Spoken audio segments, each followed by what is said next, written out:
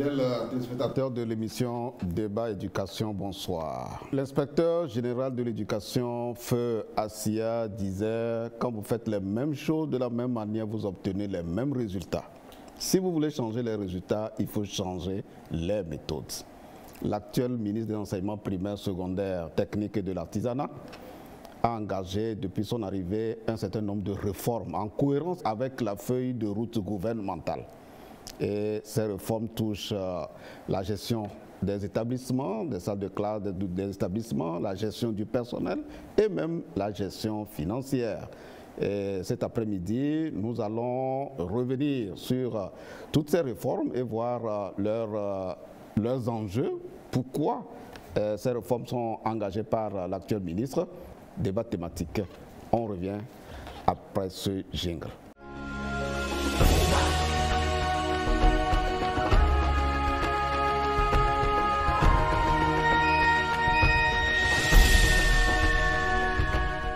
Nous recevons pour vous le directeur des ressources humaines du ministère de l'enseignement primaire, secondaire, technique et de l'artisanat. Monsieur le directeur, bonsoir. Bonsoir Marcel. Alors merci d'avoir répondu vraiment à notre appel. Comme je le disais, les réformes au sein du ministère, on a eu les échos et nous voyons un peu ce qui est en train de se faire et ce qui va se faire puisque la rentrée scolaire n'est pas loin. Qu'est-ce qui a motivé véritablement ces réformes? Est-ce que c'est les exigences du plan sectoriel de l'éducation? Est-ce que c'est la feuille de route gouvernementale? Ou bien c'est juste le souci de faire une gestion efficace et efficiente du département? Merci. La mission de l'école togolaise, tout comme pour toute école qui doit atteindre le but ultime d'amener les apprenants à acquérir des compétences pour faire face aux besoins actuels de notre société et également pour faire face aux enjeux de notre monde en pleine mutation, exige que nous soyons performants. Donc, nous avons observé des situations qui ne sont pas de nature à ce que nous y arrivions. Donc, il y a le plan national de développement, la feuille de route gouvernementale, qui sont déclinés au niveau du plan sectoriel de l'éducation et qui doivent avoir leur déclinaison dans toutes les formes de gestion et sur tous les plans de notre système éducatif. Donc voilà à peu près les principes que nous devons prendre en compte au niveau du travail quotidien de l'enseignant, de l'apprentissage de l'élève, de la configuration même de notre système scolaire au niveau des enseignements et la qualité de ces enseignements avec ceux qui les pilotent. Tout à fait. Alors, fidèles téléspectateurs, la réponse donnée par le directeur des ressources humaines montre que tout est bien réfléchi. Les réformes dont nous allons parler tout à l'heure sont effectivement bien réfléchies parce que les objectifs qu'on veut atteindre sont en cohérence effectivement avec les exigences gouvernementales. Voilà. Alors, une des réformes les plus récentes, c'est la fusion des établissements. Je voulais savoir, est-ce que cette réforme touche les établissements primaires, secondaire 1, secondaire 2 et ces établissements sont au nombre de combien à peu près? Oui, permettez-moi d'abord de situer ces réformes. Ces réformes peuvent être catégorisées en 7 points. Il y a d'abord le déploiement du personnel d'encadrement. Au deuxième point, il y a la gestion financière. Au troisième point, il y a l'effectivité de l'exécution de la charge statutaire du personnel enseignant et administratif. Au quatrième point, il y a la qualité des apprentissages. Au cinquième point, il y a la restructuration d'un niveau d'enseignement et même des écoles. C'est là où rentre la fusion dont vous parlez. Au sixième point, il y a le numérique et l'informatisation qui rentrent dans notre système par des pans bien définis. Voilà. D'accord. Et au dernier point, nous pouvons évoquer également d'une manière globale des mesures qui sont en train d'être prises, par exemple au niveau du genre, de l'équité, au niveau de la pérennisation de certains acquis pour mettre un cadre serein pour nos apprenants. Les violences basé sur le genre, etc. Donc voilà à peu près structuré les 7 points de réforme qui ont fait l'objet d'une vingtaine d'actions déjà menées. Donc nous reviendrons. Donc si je prends le point sur lequel vous concernant revenez, les établissements. Voilà, donc c'est l'une des 7 réformes engagées. Voilà. Voilà. Donc comment ça va se passer concrètement? Voilà. Au niveau des fusions, certains chiffres reviendront. Il faut que nous partions de la base. Aujourd'hui, nous avons 3 millions d'apprenants, dont 71% sont dans le public. Ce qui nous donne globalement un chiffre de 2 100 000 apprenants. Au niveau des enseignements préscolaires, primaires, secondaires 1, qui est le collège, le CEG secondaire, le lycée, nous avons 1 894 000 apprenants dénombrés cette année. Donc, disons 1 900 000 apprenants.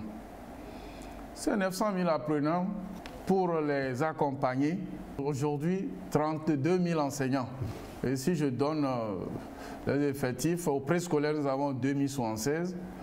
Au primaire, nous avons 18 830. Ça fait à peu près 21 000 pour le préscolaire, le primaire. Au secondaire 1, le collège, nous avons 7 225. Et au secondaire, de 3 145. À peu près 10 400 secondaires. Ce qui nous fait un total de 31 700. Parce en avril, on a fait une liste additive de 256 enseignants et en début d'année, une centaine d'enseignants, élèves, professeurs sortis de l'école normale supérieure se sont ajoutés. Donc aujourd'hui, nous avons 31 700. Et ce chiffre va s'augmenter vu que vous allez recruter encore 3 000 et quelques. Voilà, donc ça va augmenter. Le personnel administratif est à 1795.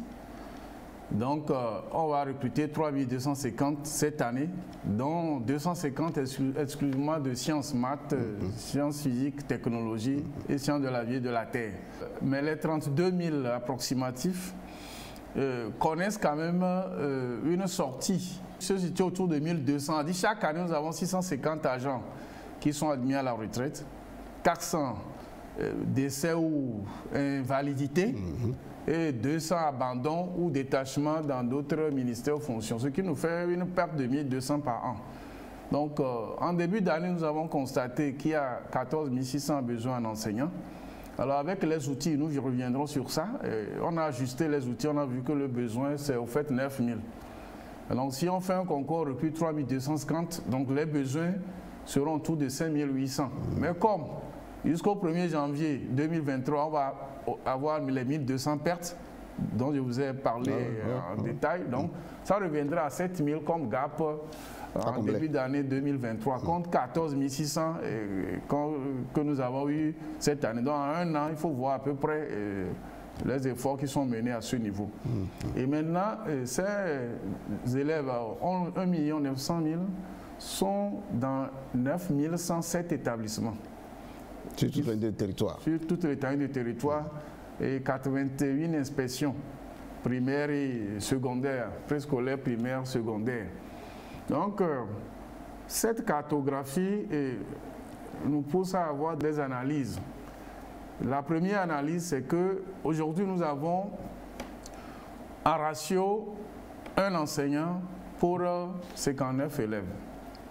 Plus précisément, au préscolaire, un enseignant pour 79 enfants. Au primaire, un enseignant pour 60 élèves. Au secondaire, c'est-à-dire le CEG, le collège, un enseignant pour 55, également au secondaire 2, un enseignant pour 55. Et avec ces chiffres que je vous donne, les départs et le recrutement en vue, nous serons un enseignant pour 55 élèves en moyenne, ce qui n'est pas mal. Et parce qu'au préscolaire, c'est 1 pour 30 qui est prévu, au primaire 1 pour 45, au secondaire 1 pour 60. Donc nous serons à peu près dans les marges. Mais nous trouvons que les distorsions, les écarts entre les établissements sont trop forts. Et ces écarts sont dus effectivement à une création non contrôlée d'établissements. C'est-à-dire quoi? Qui ne répond pas donc à la case scolaire alors. Voilà. C'est-à-dire pour ouvrir ou créer un établissement public, il faut un acte ministériel. Mais pour ouvrir par exemple un groupe, ils peuvent le faire en attendant. C'est-à-dire qu'il y a l'école de ce quartier qu'on appelle, exemple, excusez-moi, école primaire publique X. Lorsque les élèves, au nombre de 40 dans la classe, deviennent 60-80, il faut dédoubler. Donc on a 240 élèves par école, parce que ça fait 40 fois 6 classes. Mais lorsqu'on va dépasser, il faut créer un second groupe. Ça c'est au primaire ou bien au secondaire? Au primaire. Au primaire. Donc, on aura l'école EPPXA, maintenant ça devient EPPXA et XB. Ouais. Mais qu'est-ce qu'on constate? On crée l'école XB alors que XA n'a pas encore atteint l'effectif de 240. Et vous allez voir, on crée XC dans un autre quartier. Et après, on dit non, le nom du quartier, ce n'est pas X, c'est Y. Et là, l'école là devient école Y. Et on recommence. Donc l'école XC devient école Y, une nouvelle école. Alors que cette nouvelle école Y ne doit pas exister sans acte ministériel. Alors que ça existe parce qu'on l'a construit, on l'a créé sur XC. Ouais, c'est ce qu'on a fait. Donc ça fait que c'est devenu incontrôlé. Seuls 20% de nos établissements peuvent nous fournir un acte de création ministérielle. Donc vous voyez qu'on a, avec l'extension des groupes, on est arrivé à avoir des écoles, disons, à part entière, tout à fait, qui maintenant continuent aussi à se démultiplier. Ce qui fait que nous avons des établissements de 12 élèves qui ont fonctionné plusieurs années, qui viennent d'être fermés, vous imaginez. Voilà. Donc quand vous voyez 12 élèves avec un directeur. Oui, et 3 enseignants, vous voyez. Mon Dieu. Donc ça ne peut pas marcher. Donc nous avons nos établissements et c'est seulement 58% qui respectent vraiment ce ratio. Ça veut dire que au bas chiffre, 40% de nos établissements n'ont pas cet effectif. Maintenant, il y a d'autres critères. Il y a la distance. Pour une école primaire, c'est 1,5 km en milieu rural et 1 km en milieu urbain. Alors que nous trouvons des établissements, quelquefois sur le même site A et B, même dont l'ensemble ne fait pas les 240. Nous trouvons des établissements à 500 mètres qui n'ont pas lieu d'exister parce que si on ramène les élèves à l'établissement A qui est à 500 mètres d'eux, on n'a pas les 240 élèves. Donc, cela fait qu'une mission a été conduite dans tout le pays et on a vérifié les critères et on s'est rendu compte que des centaines d'établissements ne respectent pas les normes. Donc, actuellement, pour vous répondre, on a d'abord 170 établissements qui ont été concernés, 133 au primaire, 2 jardins d'enfants et 35 au secondaire. C'est ces établissements qui sont concernés par la fusion. Après, il y a une dizaine qui se sont ajoutés pour respecter la carte scolaire. Donc, nous avons pris en compte la distance qui doit exister entre 2 établissements et l'effectif. Donc, il y a des établissements aujourd'hui encore, 20% dans le pays, qui ne respectent pas les normes et qui sont conservés parce que la distance par rapport à l'établissement 2 dépasse les normes prévues par la carte scolaire. Alors, vu que nous sommes, on n'est pas loin de la rentrée scolaire, ça veut dire que les actes administratifs sont déjà prêts pour le redéploiement aussi bien du personnel que des enseignants, c'est ça? Il a dit que le personnel est déjà déployé. Les directeurs régionaux d'éducation ont fait les mutations intra-régionales, c'est-à-dire qu'il y a 2 formes de mutation. Inter pour envoyer dans une région un enseignant pour qu'il revienne vers une autre région et les mutations intra à l'intérieur de la région. Donc cette semaine, les directeurs régionaux ont achevé cette mutation intra et donc on a redéployé le personnel. Et nous reviendrons à une autre forme de réforme au niveau de la gestion du personnel. Ce que le ministère gagne en procédant ainsi, c'est l'efficience et l'efficacité dans la gestion. Oui, cela. Il y a d'autres aspects. Les établissements fusionnés, dans les prévisions, devaient bénéficier aussi de la construction des salles de classe, puisque les gens estiment qu'il y a déjà des salles de classe à des endroits. Le premier facteur de réussite, nous le rappelons, c'est l'enseignant. Faut-il avoir des classes sans enseignants ou, avant tout, des enseignants? Donc, nous avons opté quand même pour avoir des enseignants pour les élèves. Et avec ces fusions, c'est 240 salles de classe qui seront annulées au niveau des prévisions. 240 salles de classe. 610 enseignants qui seront redéployés, dont 419 dans les établissements fusionnés pour qu'ils aient le nombre d'enseignants qu'il faut. Et 191 qui seront redéployés dans d'autres établissements. On a gagné également au niveau du personnel. 252 V qui n'auront plus à travailler. Ce n'est pas du chômage pour eux, mais qui peuvent le faire ailleurs. Donc voilà à peu près, ça fait pratiquement 850 personnes, agents qu'on a pu... Les anciens sites vont servir à quoi? Vous avez déjà... Non, les anciens sites, ça rentre dans... On va en même temps aborder la réforme de la sécurisation des domaines scolaires dont nous avons parlé. Puisqu'il y a cette réforme, on aborde la deuxième. Le gouvernement et le ministère a pris soin d'établir les titres fonciers pour tous les établissements du pays. Donc cela a démarré dans les savanes. Donc il faut que l'établissement soit d'ailleurs sécurisé. S'il y a les bâtiments, nous sommes dans un plan de développement. Quand on parle de l'aménagement du territoire, il y a les plans de développement au niveau des régions, au niveau des communes. Donc les salles de classe là peuvent servir à autre chose dans la commune. C'est-à-dire qu'il faut qu'on arrive à une gestion quand même concertée dans nos communes. Il y a un lycée ici, on peut avoir un marché ailleurs. Il y a un collège d'enseignement général ici, on peut avoir un collège d'enseignement technique ailleurs, dans le même canton ou dans la même commune. Donc si on a ces plans concertés, ça va marcher. Mais si, par exemple, on a consulté un bailleur ou une association qui va nous construire des salles de classe et on va forcer l'État à envoyer des enseignants, on ne peut pas s'en sortir. On ne peut pas s'en sortir. Le premier critère, c'est qu'on ait assez d'élèves pour l'enseignant. C'est ça qu'on suit. Donc, vous voyez que dans l'aménagement des territoires, ce n'est pas perdu. Tout à fait. Et demain, si les effectifs évoluent, on peut revenir ou rouvrir encore ces établissements. Il n'y a pas de problème. Alors, fidèles téléspectateurs, je crois que vous êtes en train de comprendre pourquoi nous avons intitulé cette émission « La réforme au ministère de l'enseignement primaire, secondaire, technique de l'artisanat, ce qu'il faut savoir et comprendre ». Ouais, savoir parce que nous avons besoin que l'information soit portée à votre connaissance, à notre connaissance, et comprendre, c'est-à-dire nous voulons comprendre les enjeux. Voilà, qu'est-ce qu'on gagne? Qu'est-ce qu'on gagne en procédant à ce genre de réforme? Et je crois que les explications du directeur des ressources humaines convainquent qu'il fallait absolument gérer et les établissements et le personnel de façon efficace et efficiente. Voilà. Alors, une autre réforme dont a parlé le directeur des ressources humaines, c'est le déploiement du personnel d'encadrement. De quoi il est question concrètement? Voilà.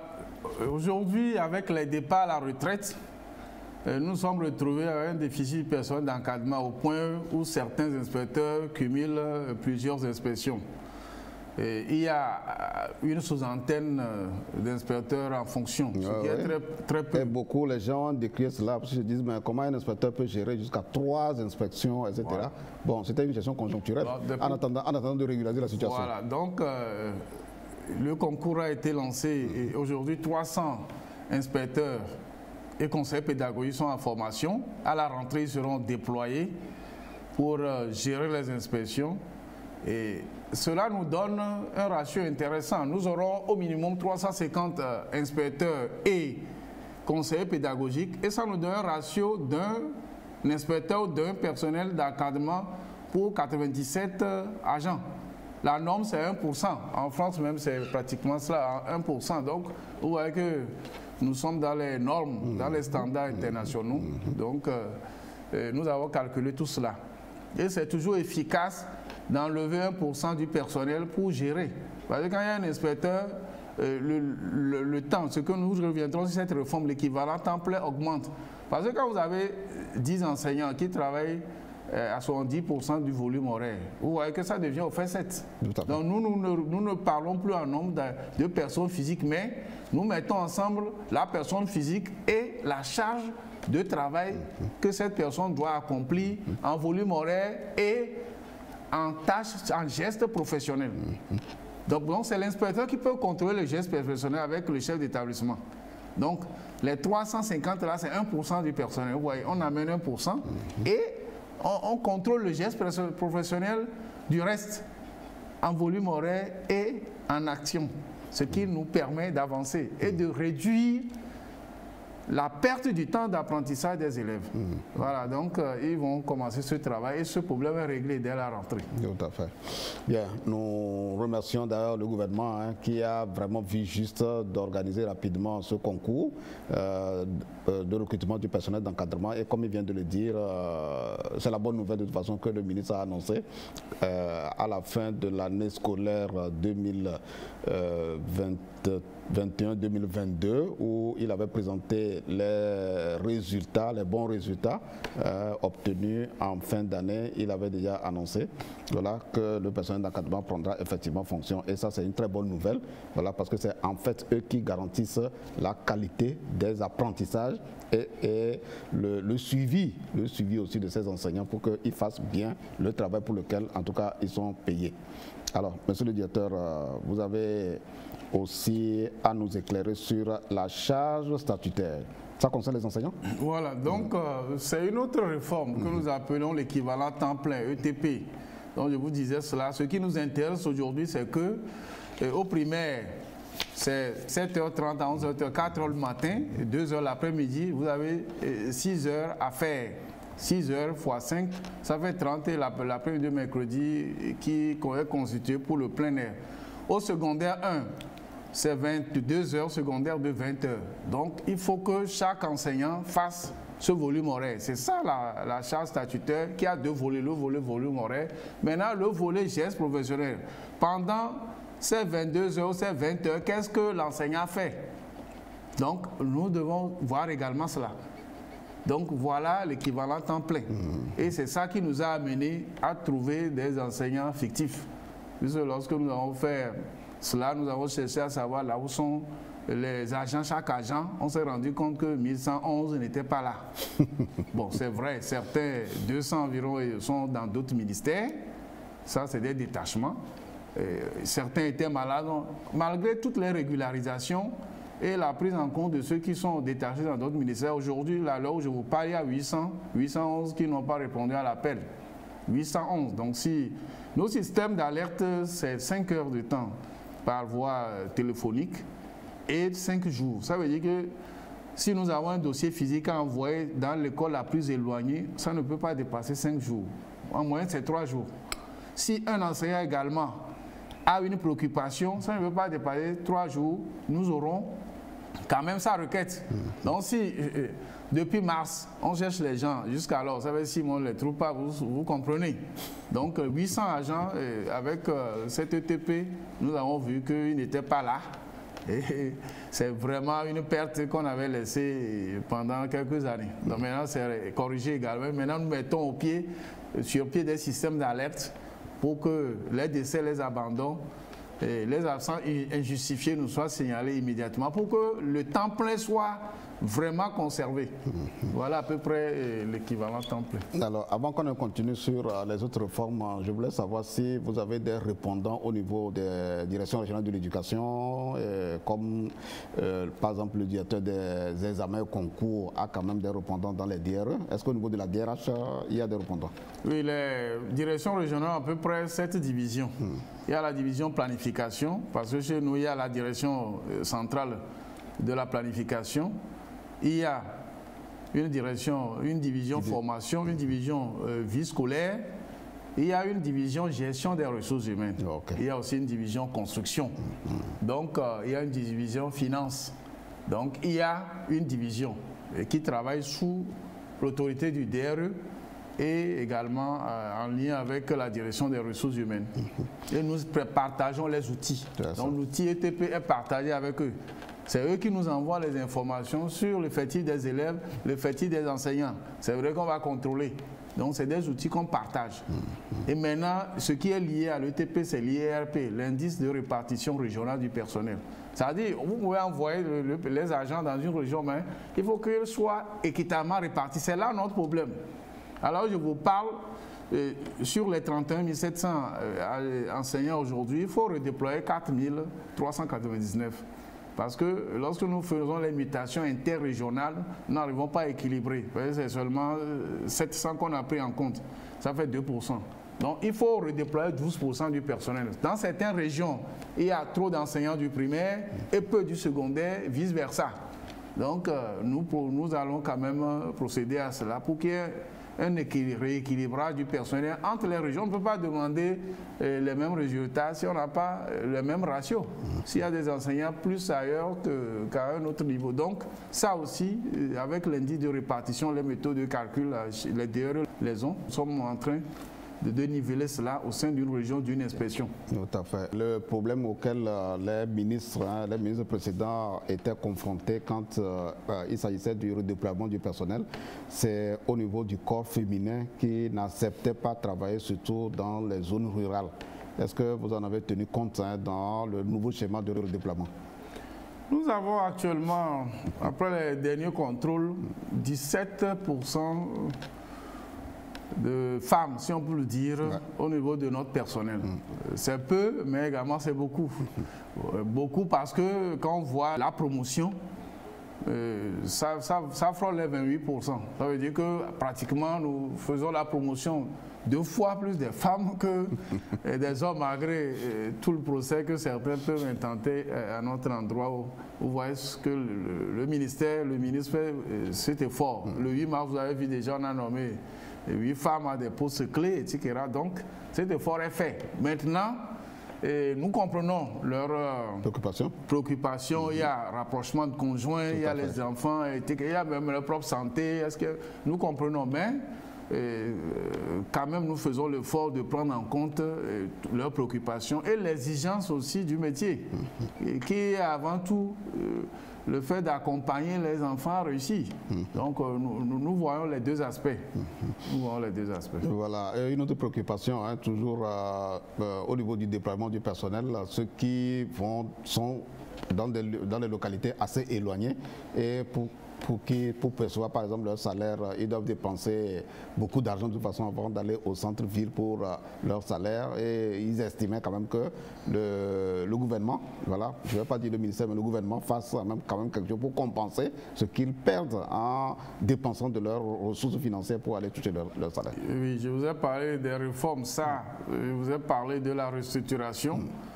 Et c'est à 3 niveaux. D'abord, monsieur le ministre a demandé que ces enseignants ne se gênent plus trop pour les formalités administratives.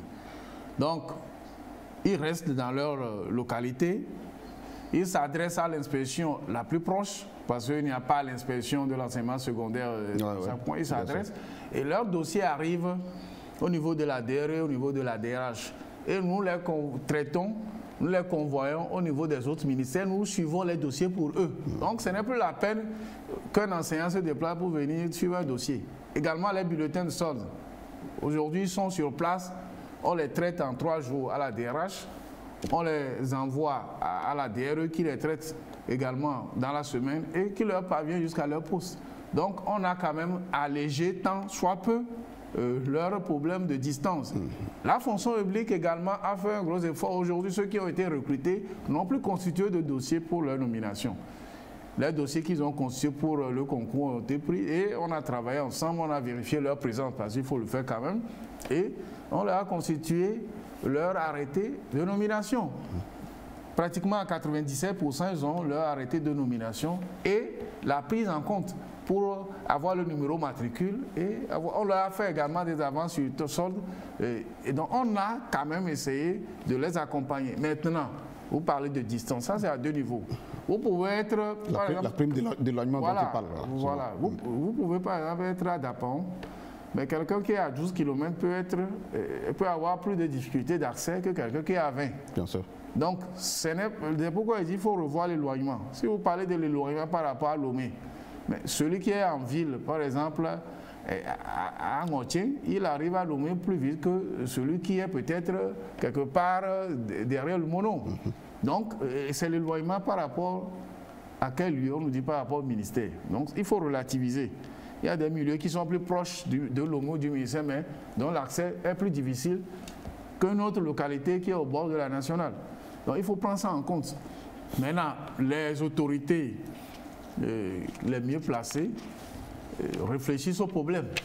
Okay. Donc, je ne sais pas quelle sera la formule, mais nous en sommes conscients et il y a monsieur le ministre, donc les autorités concernées qui sont les plus autorisées réfléchissent à ce problème.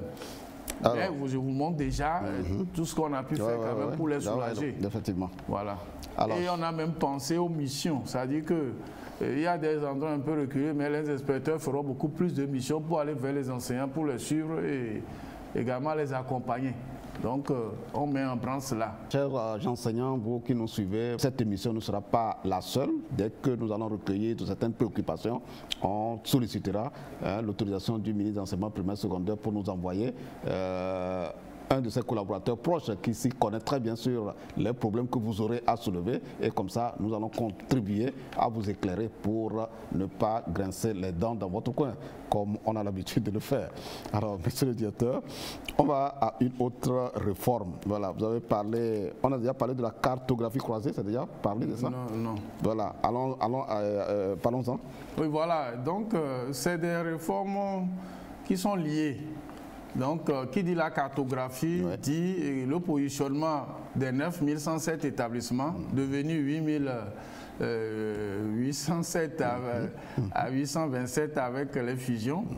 Et cela également implique le travail des agents et le positionnement de ces agents. Donc, nous avons cartographié les 9107 établissements, les jardins d'enfants, les écoles primaires, les CEG et lycées. Et nous savons là où ils se situent sur le territoire, et leur positionnement géosatellitaire, également ceux qui y travaillent, et la distance entre deux établissements.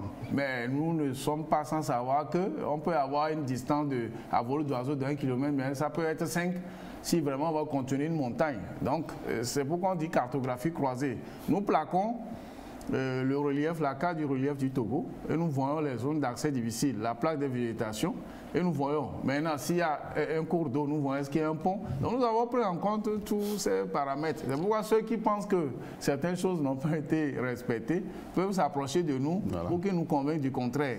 Également la carte, la densité de la population. On peut fusionner des écoles quelque part, ne pas fusionner ailleurs. Les 4 derniers recensements ont été pris en compte. Nous voyons le taux d'accroissement au dernier recensement de 2,84% de taux d'accroissement. Et donc, nous voyons les milieux qui connaissent l'accroissement, les milieux qui ne connaissent pas. Vous savez, certains, ils ont les moyens de construire de belles salles de classe dans leur village, mais il n'y a pas d'élèves. Bon, c'est bon, mais il faut qu'il y ait ces élèves. Donc, nous avons pris en compte tous ces paramètres avec la carte de positionnement des structures de notre ministère pour savoir où se trouvent les gens et comment fusionner, comment positionner, comment redéployer.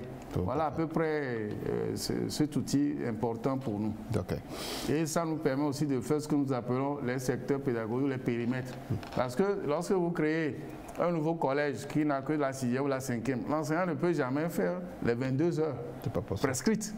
Donc on trouve un établissement à côté où il ira quand même continuer pour avoir le volume horaire requis. C'est ça que nous appelons le périmètre. Et il y a aussi les échanges entre les enseignants. Donc nous avons créé le périmètre avec cette cartographie. Et c'est avec ça aussi nous reviendrons sur ça au niveau de la gestion financière où nous avons quand même déployé les comptables gestionnaires. Nous reviendrons aussi à cette réforme. Voilà à peu près la cartographie croisée. Bien, merci monsieur le directeur. L'argent, comme on le dit souvent, c'est le nerf de la guerre. Il y a ici une des réformes qui touche le tableau des indemnités de service, qui identifie les bénéficiaires des différentes indemnités, la conformité du tableau des indemnités par rapport aux postes, au contour des actes de nomination, etc., etc. Alors, donc, on va ouvrir maintenant le volet de la gestion financière. Merci. Là-bas aussi, il y a plusieurs points. Globalement, l'indemnité qu'on perçoit est liée à sa fonction. Et cette fonction nous est attribuée par nomination ou bien par autre acte. Mais il faut qu'on vérifie la conformité de l'acte-là par rapport aux indemnités perçues. Je vous donne l'exemple des directeurs du préscolaire des jardins et des publics des jardins d'enfants et des écoles primaires. Avant, c'était 7 000 francs lorsqu'on avait 2 classes, 3-4 classes. c'était 10 900 et plus de 5 classes, c'était 18 000. Mais on a vu qu'avec ça, les gens avaient 50 élèves, mais avaient 4 classes, 5 classes. Donc, pour mettre fin à ça, on a harmonisé cette indemnité. Maintenant, c'est 12 000 pour tout directeur, qu'il ait 4 classes ou 5 classes. Ça, c'est la première réforme. La deuxième chose à ce niveau, c'est d'autres indemnités. Voilà, lorsqu'on a fait ça, on a placé chaque chef d'établissement devant son établissement, puisqu'on connaît les postes. Et là, vous allez vous étonner, on a eu 2633 de moins. Ça veut dire que cela a attiré notre attention. Ça veut dire que certains avaient des indemnités de 10 000, mais ils se glissaient sur le poste de directeur de corps pour prendre 18 000. Donc, ça nous a permis de rectifier cela. Et avec le tableau, maintenant, on connaît combien prennent les indemnités dans chaque service, dans chaque inspection, dans chaque région, dans chaque direction centrale, et la conformité de l'acte qui permet de prendre cette indemnité. Et vous voyez que ça nous a permis quand même de faire beaucoup d'économies et de rectifier cela.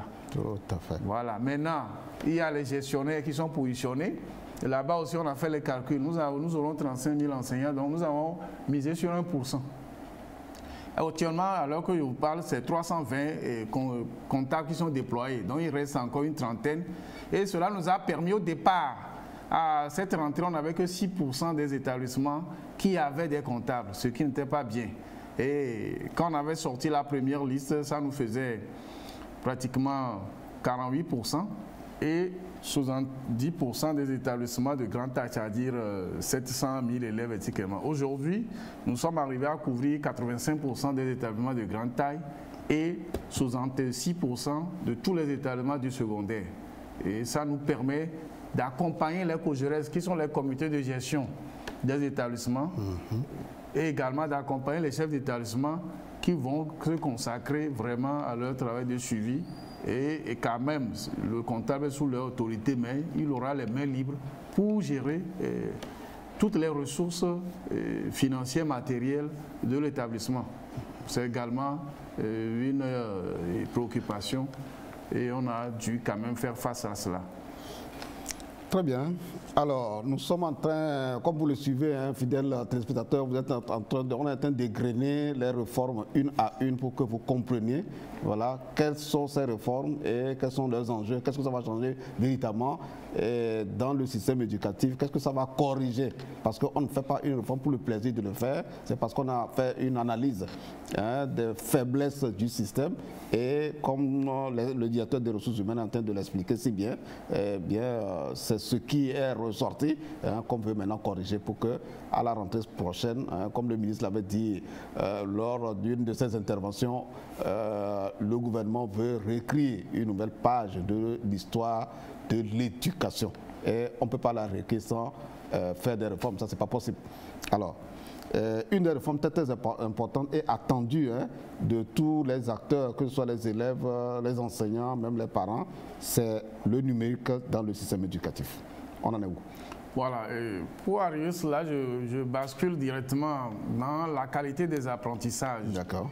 Et le 2 août dernier, le ministre a sorti 2 arrêtés, les arrêtés 404, 405 mettant sur pied des équipes d'élaboration de la feuille de route des langues étrangères appliquées et des sciences, technologies, ingénierie et mathématiques. Formés en 2 groupes, langues étrangères appliquées, LEA, et sciences, technologies, ingénierie et mathématiques, STEM, professeurs d'université et de l'école normale, inspecteurs de l'éducation et directeurs d'enseignement sont ici à la veille. Ils travaillent à rendre flexible et adapter l'enseignement, apprentissage des langues et des sciences du préscolaire en classe terminale. En toile de fond, 3 mots-clés: compétences, performance et pertinence. Les résultats issus des travaux alimenteront les réformes déjà en cours et en phase avec les nouvelles orientations stratégiques du pays. D'abord, faire l'état des lieux, des langues étrangères qui sont enseignées dans notre pays. Et ensuite, établir un rapport détaillé de l'évaluation de ces langues dans les établissements, proposer une feuille de route qui définit les méthodes d'enseignement, les stratégies qui pourraient aider à améliorer l'enseignement et l'apprentissage des langues étrangères. Le Togo, pays en industrialisation, a besoin de ressources humaines locales qualifiées. La réforme en lien avec l'enseignement des matières scientifiques peut attirer plus d'apprenants vers les filières assez redoutées. Et cette mission nous a été confiée pour proposer une feuille de route sur les enseignements de ces disciplines qui vont tenir compte du développement du pays, de la transformation jusqu'à la consommation. Les exigences de la feuille de route gouvernementale et l'adhésion récente du Togo au Commonwealth ne sont pas étrangères à cette dynamique du ministère des enseignements primaires, secondaires, techniques et de l'artisanat. Ce ministère a déjà invité ses agents à utiliser l'anglais comme langue de travail les vendredis. Et ces équipes ont pour mission d'évaluer l'existant, d'évaluer notre manière d'enseigner ces langues et les sciences et de décliner le plan national de développement pour que nous atteignions cette émergence. Qui parle d'émergence à l'horizon 2030 parle d'une déclinaison, d'une stratification de la compétence au niveau préscolaire, primaire et secondaire, pour que ces élèves aient les compétences pour rentrer dans ce, disons, ce cheminement qui est important. Donc, nous avons vu que nous avons des faiblesses. C'est-à-dire que c'est à peine... Au bas mot, c'est 10%. Si on étend un peu, c'est 20% de nos élèves qui réussissent en sciences. C'est-à-dire quand vous prenez la série D, vous trouverez 70% qui réussissent avec les matières littéraires. Donc vous voyez déjà, ajouté au littéraire, vous n'avez que 20%. Et dans ça même, ceux qui excellent, 15, etc., vous n'aurez que 10%. Mais ce n'est pas fini. En dehors de l'effectif, il y a la qualité. Donc, ils n'arrivent pas à faire des manipulations, à faire les expérimentations. Donc, ça devient littéraire, même pour ceux qui réussissent. Donc, il faut, disons, briser cela. C'est-à-dire que la science permet aux élèves de manipuler. Tout à fait. Donc, on fait la saponification, il faut qu'ils sortent pour nous montrer qu'ils peuvent fabriquer ce savon. Il faut qu'ils nous montrent qu'ils peuvent monter un circuit électrique. Vous voyez, il y a l'énergie solaire. Pourquoi ne pas faire le cours de l'électricité à partir de ça et que l'élève là puisse faire quelque chose avec le panneau qu'il a acheté. Donc on arrivera là. Si on veut faire quelque chose sur le filtrage d'eau, pourquoi on ne peut pas vraiment arriver à le faire pour que dans ce village-là, les gens boivent. Donc nous avons carrément voulu revenir sur la maîtrise de la manipulation, de l'expérimentation. C'est pourquoi ces réformes ont été entreprises, pour rentrer vraiment dans ce monde où il faut manipuler, il faut créer soi aussi. On a le café. Il faut que nous-mêmes nous puissions transformer ce café du début à la fin. C'est pourquoi nous disons que même la manière de donner les bourses, si on a 20 bourses à donner, on ne va pas se focaliser forcément sur qui a fait maths, qui a fait physique, qui a fait français. Ils peuvent être les meilleurs, mais on va chercher les 20 qui peuvent permettre dans une chaîne de production d'arriver à produire quelque chose. Si on met ça dans une transformation de café ou d'autres choses, on est sûr que 5 ans après, quand les gens là viennent, ils peuvent travailler ensemble et créer quelque chose. Mais quand on donne la bourse d'une manière disloquée, vous allez voir que la personne revient, elle fait bien la physique, mais elle repart en Europe parce qu'il ne trouve pas un environnement pour travailler. Lui seul ne veut pas fabriquer la machine. Il faut un technicien, il faut un autre ingénieur dans une spécialité liée. Donc on n'a pas les chaînes de production au niveau... En maintenance par exemple, de cette machine et autres. Voilà, donc nous devons créer des chaînes de production et former nos élèves, nos étudiants dans cette chaîne-là pour qu'on crée ce qu'on a. On a la matière première, mais on ne forme pas. Donc on a des gens, des boursiers, des gens qui excellent, mais ils doivent repartir. Ça ne donne rien. Si vous faites cette étude, vous verrez que plus de 80% de ces gens ne reviennent pas ou bien reviennent, repartent. Mais si on crée une chaîne et on sait qu'on a besoin de 20 personnes pour transformer le café, on a besoin de tel strate, ils vont, ils reviennent. On n'est pas obligé de les envoyer dans un seul pays. dans divers, ils reviennent, vous allez voir qu'on va créer, on va changer. On a la matière première, l'énergie solaire, le café, le phosphate. Donc allons dans ce schéma. Mais déjà, ce que nous pouvons faire dans les basses classes, on le fait jusqu'en terminale. Les élèves vont manipuler, vont créer. On ne va plus faire la science littéraire. Non, c'est fini. Maintenant, les langues étrangères, l'anglais, vous savez, l'allemand. Donc, il faut que l'enseignement de ces langues aussi accompagne les sciences. Tout à fait. C'est bon de savoir... Vu que le Togo est rentré dans le Commonwealth maintenant. Voilà. C'est bon de savoir que le corps humain a la jambe, le bras, tout ça. Mais quand on veut qu'on se développe en sciences, il faut qu'en anglais, le contenu aussi parle du numérique, parle de l'informatique, parle de l'ingénierie agricole, etc. Il faut qu'on aille vers là. Donc le contenu de ces langues-là, ça fait que si je suis jeune Togolais, je veux rapidement avoir des notions, je peux directement aller en anglais. Je ne veux pas attendre que quelqu'un me traduise ça en français ou en une autre langue avant d'apprendre. Donc j'irai directement parce que j'ai déjà les outils, les compétences pour aller directement en anglais, faire mes recherches pour la science, pour à peu près c'est lié. Merci, monsieur le directeur. Fidèles téléspectateurs, vous comprenez à la suite des explications du directeur des ressources humaines qu'il y a un changement de paradigme qui s'opère déjà au niveau de l'enseignement général. Voilà, au vu de ce qu'il vient d'expliquer hier, ou disons, c'est dans l'enseignement technique qu'on percevait ces capacités opérationnelles de ces enfants qui savent manipuler ceci ou cela. Mais aujourd'hui, au vu de ce qu'il explique, ce à quoi nous nous attendons au niveau de l'enseignement général, c'est que nos enfants vont maintenant manipuler. Et ça, c'est quelque chose de très, très, très important. Parce que lors des revues sectorielles, la question de la manipulation au niveau de l'enseignement général a été toujours évoquée et nous apprenons avec plaisir et joie que le ministre a pris en compte certaines des préoccupations de la revue sectorielle passée, et ça c'est une très bonne chose pour nos enfants parce que ils vont être des créateurs d'emplois si ils s'intègrent, ils s'approprient bien tout ce qui va se passer. Ils vont être véritablement des créateurs d'emplois et non pas attendre qu'on leur donne de l'emploi. Voilà, c'est un peu le schéma anglophone. Voilà, les petits Anglais, Ghanéens par exemple, ils savent faire beaucoup de choses, ils savent faire beaucoup de choses, mais depuis le primaire, ils savent faire beaucoup de choses. Je crois que c'est de bonnes informations que nous sommes en train d'avoir du directeur des ressources humaines. Monsieur le directeur, le temps accordé à cette émission est presque fini, mais nous allons aborder un dernier point qui est la prise en compte, les réformes liées au genre et aux questions de lutte contre les violences, surtout les violences sexuelles, qui ont fait l'objet d'un atelier. À la suite de l'atelier, c'est un projet de loi qui a été introduit par votre ministère au gouvernement, qui l'a validé. On veut en savoir plus. Oui, d'abord, il y a des programmes.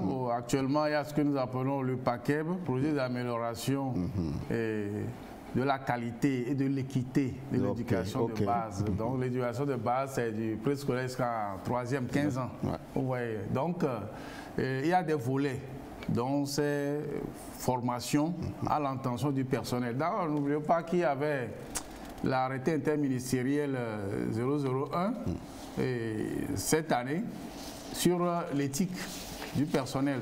Donc, il faut que le personnel même soit un exemple et accompagne les élèves, surtout les filles. Et le vendredi, nous avons toujours un chiffre de la semaine. Le vendredi, le ministère a affiché le chiffre de la semaine, c'est 15% de moins au niveau des grossesses en milieu scolaire. Vous voyez que ça porte. Nous avons 15% de moins. C'est quand même bien.